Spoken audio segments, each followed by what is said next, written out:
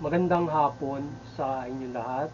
Ito po si Herbert Curia, author-promoter ng Human Rights Promotion. Ang boses ng Human Rights Promotions. Sa malayang demokrasyang ito, ang ating pananalig sa ating banal na Panginoon Diyos, banal na Panginoon Kristo at gabayan ng kaliwan ng Ganang Maria, mula sa isyong ating nakalap at magbabantay sa mabuting pamamahala, patas sa hustisya at karapatang pantao. Ay hinggil sa iyo ng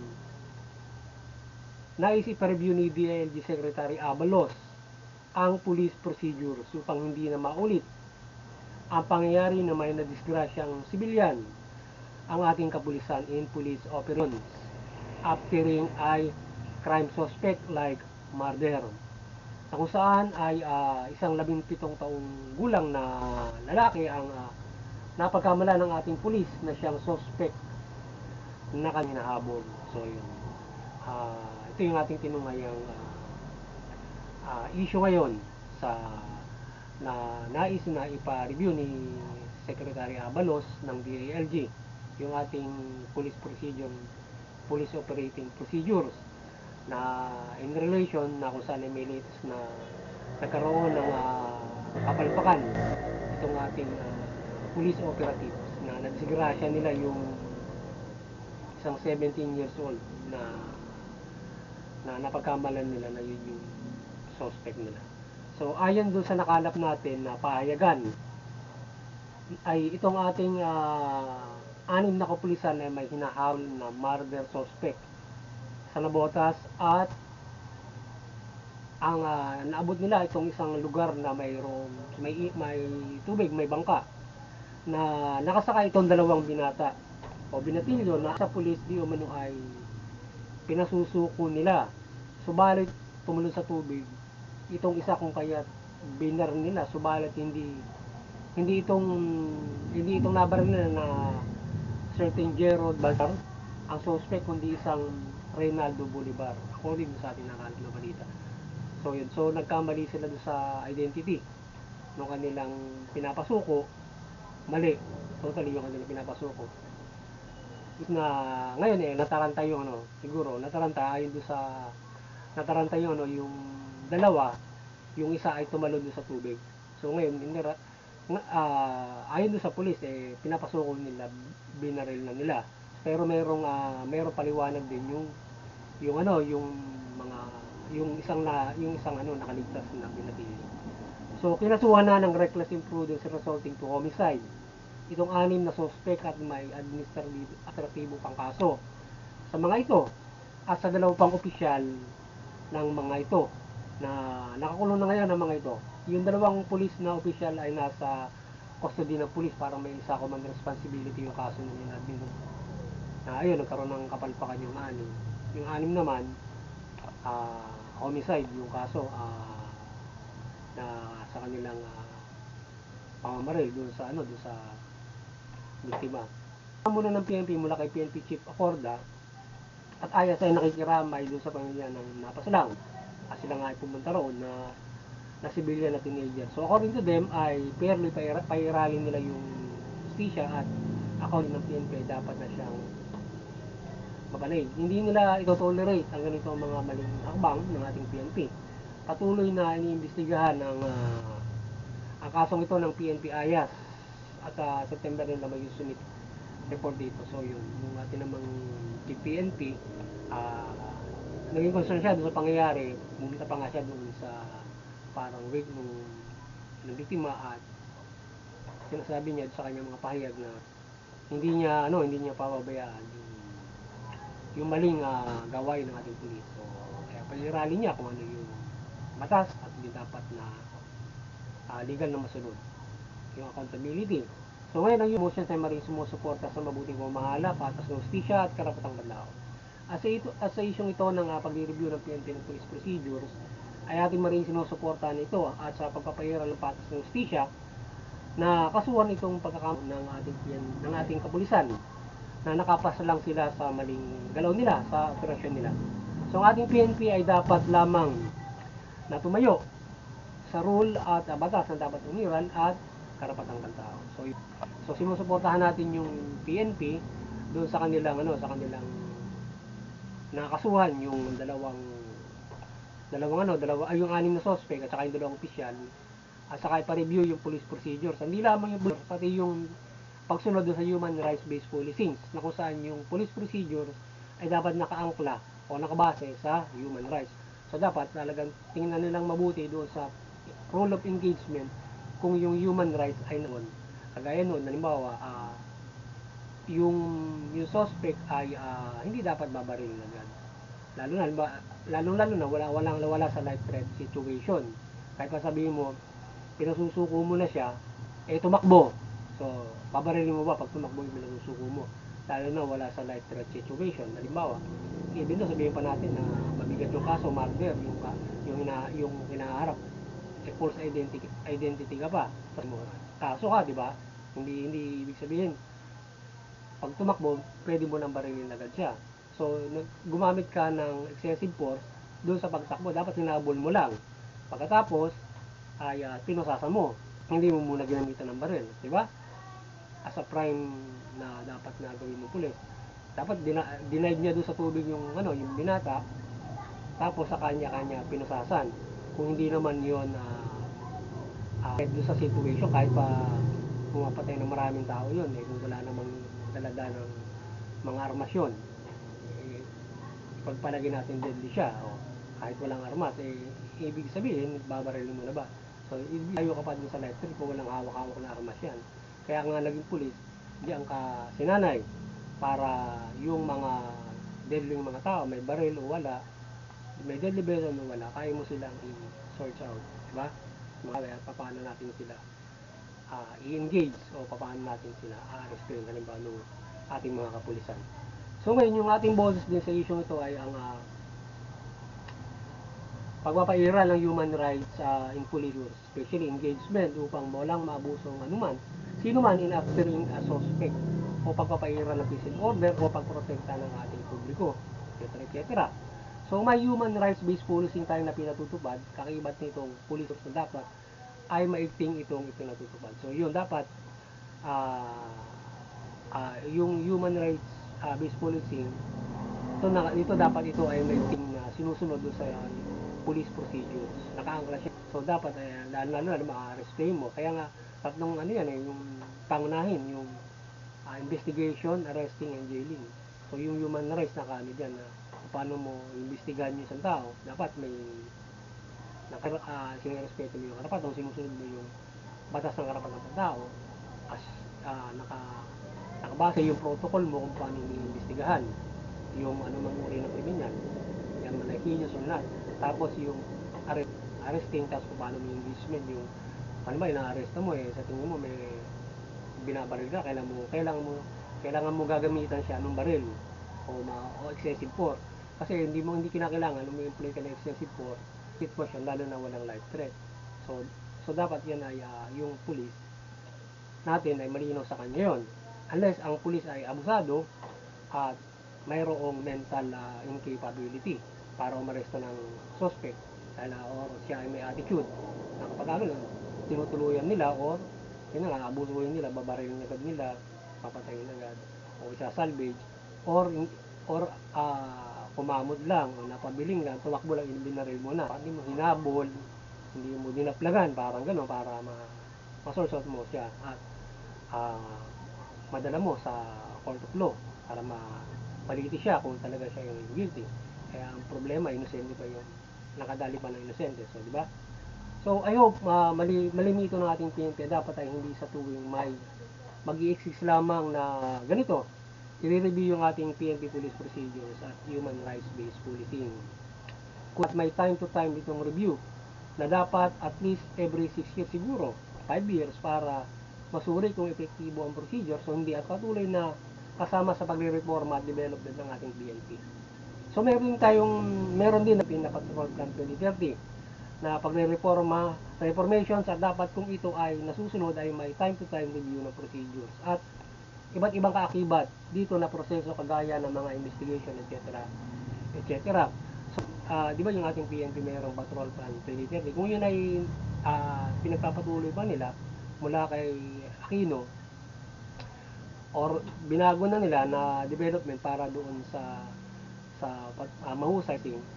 So dapat ay yung pagre-reforma ng PNP, kasama na diyan yung sa personal nila, yung mga tao nila na mga abusado, babaguhin, lilinisin yung PNP, patuloy na maraming yung talagang mahusay na pagre-reforma, lilinisin mo yung PNP kasama sa reformation, pati yung mga panuntunan, mga review, mga protocol, ay yung ano, yung siyempre yung at continuous na policing na o yung continuous na pagpapatupad na ng tungkulin, siyempre mayroong kagaya na may ayas, may tik silang kumikilos.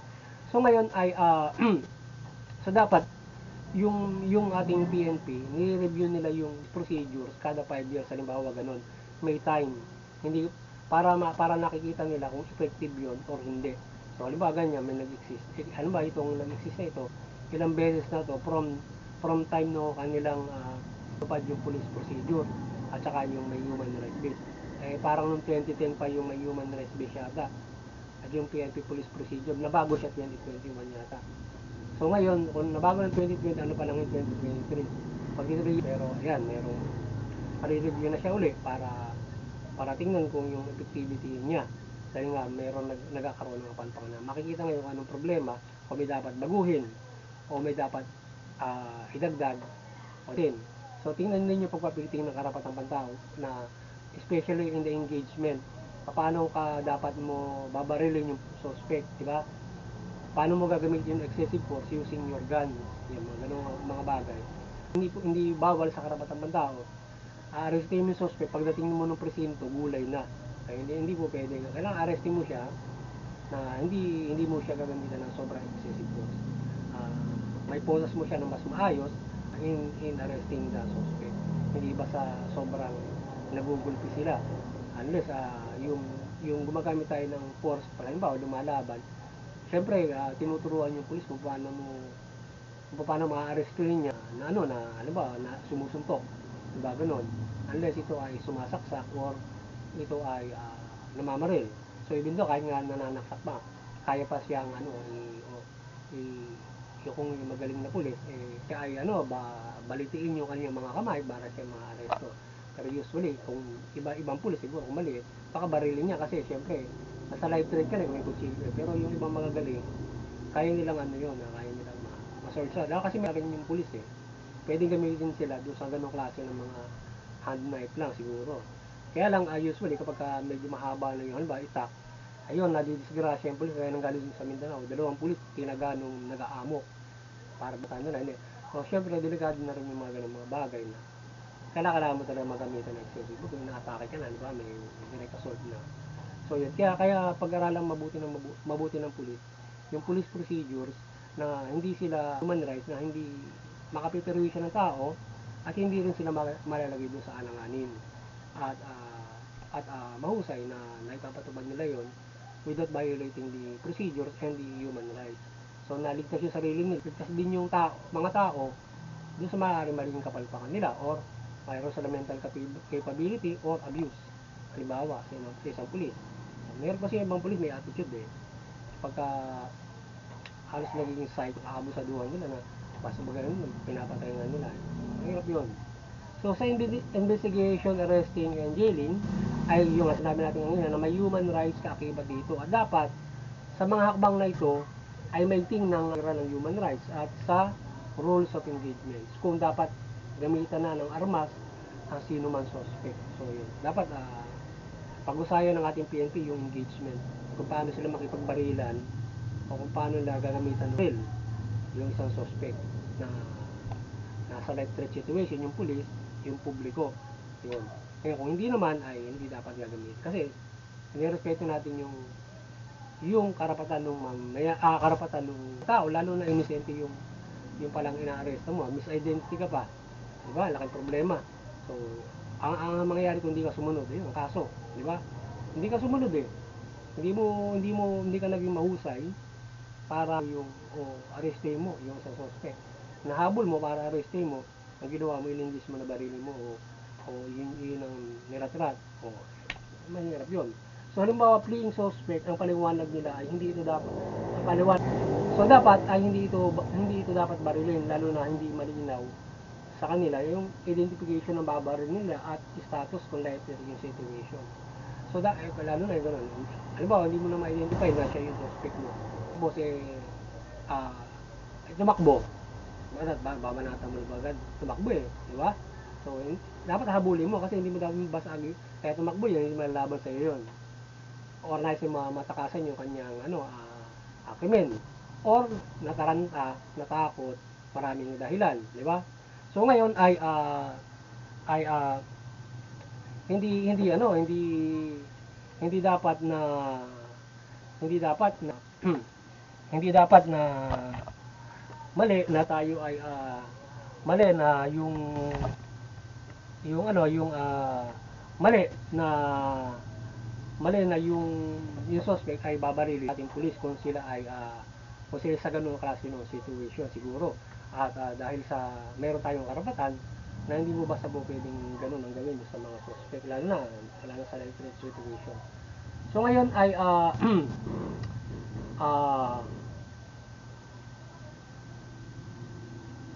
na yung ano ba yung kung ang situation ng isang suspect na tumatakbo ba kahit na may deadly weapon pa ito ay dapat barilin dapat habulin hindi ba dapat habulin at physical na mapatigil o mapasuko unless may light threats na alam mo na mamamaril ito o kaya inaatake ka ng pananaga o habang natakas o kaya ay kaya. So dapat ang accountability ay dito ng pulis ay daladalan nila at hindi sila abuso or may mental attitude. So dapat yung ating pulis ay may ting na dinadala yung protocol para hindi sila makadisgrasya o madisgrasya lalo na yung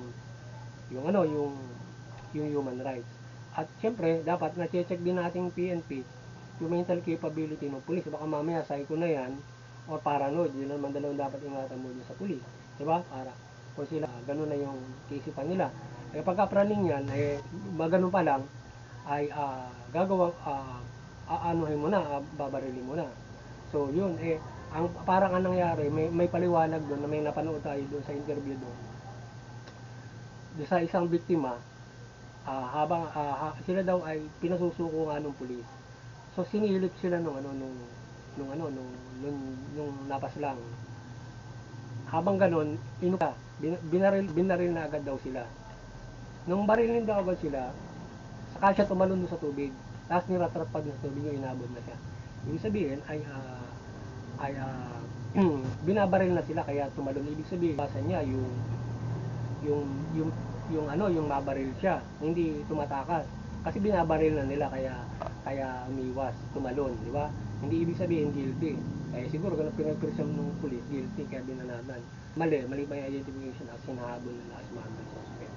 So ngayon, kung kahit pa sabihin mo yung mother suspect, kung lumundag dun sa tubig, babarilin mo, so siguro hindi pa rin fair yun. Kasi kung lalo na kung hindi na mawala situation yung pulis or mayroong nasa life threat situation yung society in that moment. Ngayon ay dapat siguro denied nila yun para mapasuko nila. Ay lalo na ganun, inosente, civilian, minor pa yung ating pulis. So dapat magkaroon ng hustisya dito sa usaping ito at mabigyan ng hustisya yung pamilya yung napatay at dapat talaga na makasuhan yung anim na suspect at sila ay papanagot sa talagang pagkakamali na nagawa nila. So malino agad naman in a simple logical view at kung marunong magbasa ng proseso siguro malino na may dapat panagutan yung ating mga kapulisan. So ngayon ay tayo ay umaasa doon sa fair investigation ng AYAS o ng humahawak diyan para totally malitis yung mga pulis na yon at sila yung mapanugod doon sa kanilang pagkakamali. And the other hand, maaring itong kasong ito available to so mahirap pa rin. So siguro ng protection ang ating boses ng karapatang pantao, bigyan ng protection yung family, yung pamilya ng Jerome dahil sa pulis to anim pa. So ngayon ang tingin natin dyan available yung kapag kahit makasampa ng kaso to, so makalalaya to sa loob ng ilang panahon dahil makakabil yan So ngayon unless murder yung kaso, may kaso sa kanila. Kung kung makakasuhan sila ng murder, hindi na makalalaya itong mga ito. So kung maiangat nila sa murder yon, tuloy-tuloy na muna sa loob yung mga yon, hindi makakalaya yon. Pero kung ganyan, ang naikaso lang sa kanila ay homicide, so mabibilan nila yan sa loob nilang panahon. So ngayon kung mabibila yan, delikado ngayon yung yung pamilya na dapat mabigyan ng protection ni PNP Chief Acorda. Bibigyan nila ng protection para patuloy na may sulong yung kaso, mapanagot yung suspect for the fair justice na dapat talaga silang managot dahil doon sa pangyayari na yon. So ngayon kung maaari, siyempre in the future, dahil pulis yan, hindi mo maiaalis na isipin ng sino man na maaaring, siyempre andun na yung maaaring threats or anumang mga haras na pwedeng gawin doon sa mga biktima para i-atras yung kaso o hindi na maituloy yung kaso or mareglo nila, halimbawa mga ganong mga bagay. So ngayon ay sana sa isang banda yun ang may karapat nila, kaya lang ay kung mayroong threats hindi maganda, di ba? Bawal. Pero kaya dapat siguro sana ay mabigyan ng protection yung pamilya para kung sakasakaling gugulong yung kaso ay magkaroon ng hustisya sila, nabigyan sila ng hustisya in fairness at hindi sila ma-threaten itong mga anim na pulis na kung ito ay makapag-bail. So yun. So sana ganun maging fair yung ating PNP dyan. Usually ganyan na nangyayari, diba? Pero kung yung kaso na yun ay maiangat sa murder para hindi na makalabas yung mga pulis na yun, so iangat yun doon kung ganun ang dapat. So muling maliwanagan ni Mother Mary ang amalaan mula maliwanagan naman ng Santa Maria ang ating bansa mula pamahalaan, particular sa enforcement at ang mamamayan ay isabuhay o talimayan ng mabuting balita at ang pamahalaan at enforcement ay mamahala ng mabuti. So at patas sa bansa at ang mamamayan naman ay sumunod nga doon sa pamahalaan at makapamuhay tayo ng mabuti, maunlad, mapayapa. At higit sa lahat ay meron tayong kaligtasan ng spiritual. So yan. So sana ay yung ating pamahalaan, yung bansang ito maliwanagan yung bansa ng Santa Maria mula doon sa pamahalaan sa mga mamamayan. So yung pamahalaan, mamahala kayo ng mabuti, patas ng hustisya, may karapatan ng tao. Matugon nyo yung mga ilang tao, especially in particular enforcement. So kayo maging matubid sa inyong city bilang mga pulis at kayo maliwanagan yung bansa ng Santa Maria, maging fair kayo o accountable sa inyong pamamahala, kayo makasunod sa kalooban ng Diyos, maging patas at maging accountable. Yung mga yung mamamayan ay